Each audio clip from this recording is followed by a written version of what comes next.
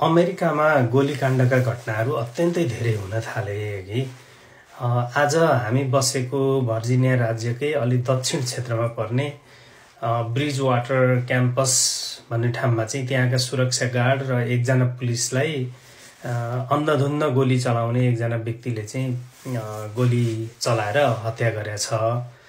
अनि त्यो मान्छे चाहिँ गोली चलाउँदै भागेर त्यहाँ नजिकै एउटा खोला रहेछ, त्यो खोलाको पारिपट्टि पुगेको अवस्थामा जङ्गलमा पुलिसले त्यसलाई पक्राउ गरे। यस्ता काण्ड हरेक स्टेटमा अन्धाधुन्ध गोली चलाइदिने, के रिस उठ्या हुन्छ, कहाँ के पर्या हुन्छ है, अनि आएर गोली चलाइदिने। यो घटनाले गर्दा आज 2 जना अफिसरहरू मर्न पुगे हैन। यो हामी बसेकै स्टेट भएकोले अलिकति साथीहरूलाई शेयर गर्न खोजेँ मैले, तर अलिकति तल हो, हामी चाहिँ उत्तर भर्जिनियामा बस्छौँ हैन। र यस किसिमको घटनाको घोर निन्दा गर्नुपर्दछ, चाहे अमेरिका होस्, चाहे संसारमा जहाँसुकै होस्, नेपाल होस्, जुनसुकै